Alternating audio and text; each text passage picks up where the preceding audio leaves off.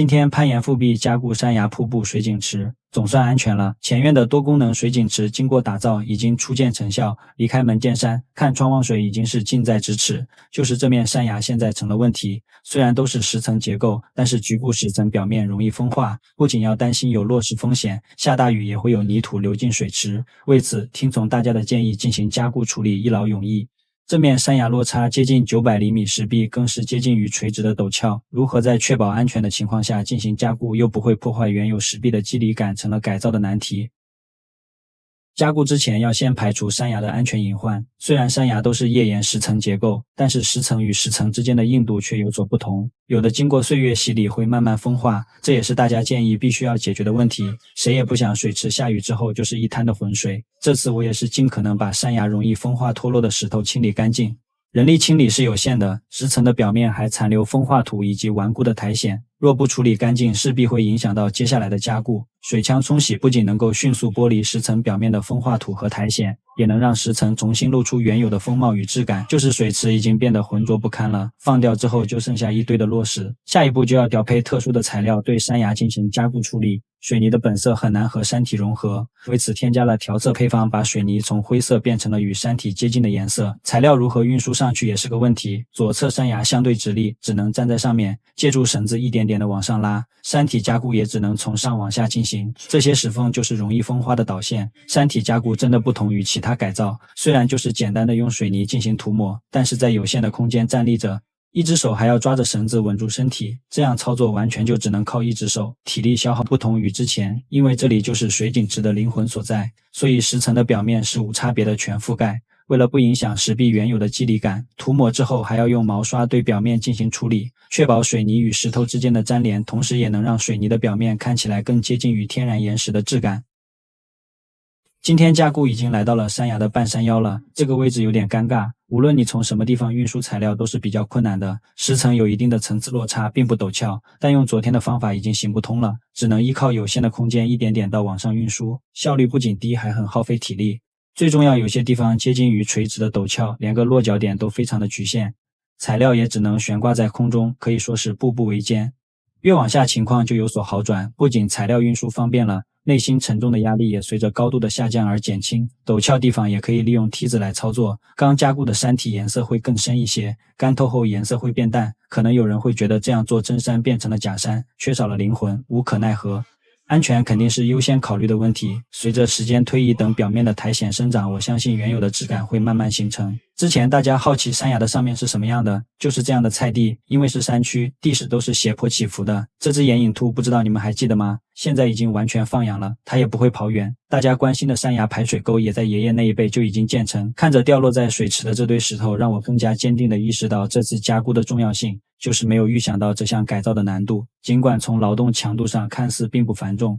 但它对身体肌肉的影响却是显而易见。这2天体能明显下降，小腿半夜也开始抽筋，应该是身体发出的疲惫信号。可想刚回来时面对这样的石壁，我是站立都难，这次居然还涂抹上去了19包的水泥，希望这次能够一劳永逸。山崖看起来面积不大，但清理掉落的泥土整整拉了9车，当时就是怕落石砸坏水池的防水层，就在水池满载的状态下进行，用水来减缓石头掉落的冲击力，还好冲洗干净还没有翻车，这是早上掉下来的，现在用水枪已经冲不掉了，添加了固化技粘连性，没话说，大家晚安。今天要解决这根水管的问题，当时只是测试，并没有打胶固定。经过这几天的反复试验和调试，基本确定了最终的效果。管道安装距离地面差不多有1掌的宽度，出水口朝下。之前也有考虑大家的建议，在上面做个小的池子，但是两端水平相差60厘米。这个方法实现起来有点难度，管道背面就用混凝土填充，避免使用时水流把泥沙冲进水池。想要与山体融合为一体，管道的表面用挂网的方式，再搭配上加固山崖配方，对表面进行涂抹。处理后，不仅管道完全被隐藏起来了，也可以减缓老化问题。管道下方悬空的部分正好与山体形成一条缝隙，水就从这里流出来。现在从常规的角度很难看出管道。凝固期间先换个氧气泵，之前流量是110升的4个气盘，同时开效果并不理想。这次换个200升的试试，测试一下。现在这个流量就可以，4个气盘都是沸腾的状态，如果只开2个就有喷泉的效果。现在我们安装瀑布的水泵，大家比较关心电费的问题。这种水泵只有300瓦的功率，因为扬尘距离只有6米，并不远，流量却能达到55方。现在我们测试看看瀑布的效果。成品后的瀑布就是见水不见短，之后我们再搭配上植物，应该更加融合。现在房间内也实现了看窗望水，加固后的山崖目前看起来并不自然，但是解决了浑水和安全等问题。等凝固之后，我们再给它赋予新的灵魂。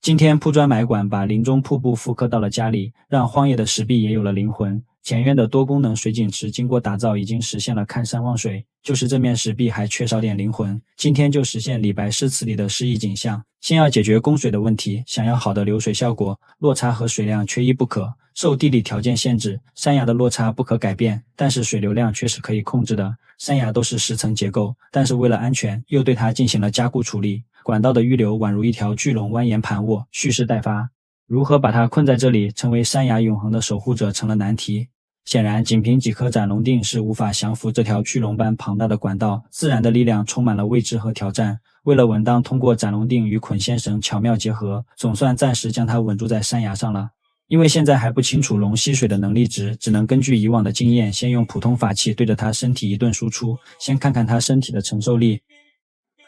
现在我们开始第1次测试。翻车是我多虑了，普通法器对它伤害不够具体，那就不要怪我了。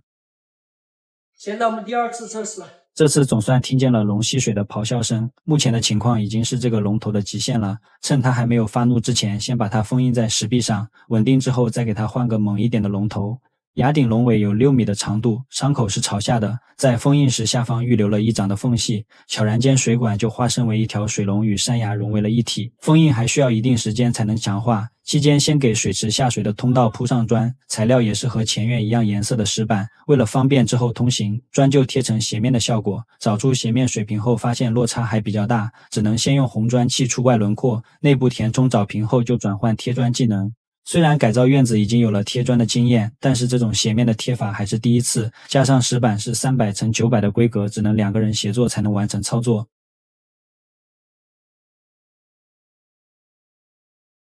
阿涛，你的泳池都开始贴砖了呀？对呀，马上贴完我们就可以游泳。里的水泵罢工，拉起来后半截已经炸开了，里面的冷却油也污染了水井。这里在贴砖之前要先把新到的水泵安装上，水泵放在深度50米左右的地方，自带的线缆长度不够，只能重新接线。这一放可能又是3年5载，为了稳当吊绳就换成了不锈钢的，水管也从软管换成了贴硬管，希望这样能增大水流量。现在下了50米了，通电。终于通水了，40的水管有这样的水流还不错，阀门关了水就通往水塔供房屋使用。用水的问题解决后，上面同样贴上砖，井口预留好检修口，现在就可以把新到了水泵装上，我们通电测试看看。果然龙头很重要，现在龙吸水的意境就有了。瀑布总高有9米，流水的宽度有6米，再搭配上左侧的小瀑布，改造了这么久，今天终于实现了全屋看山望水。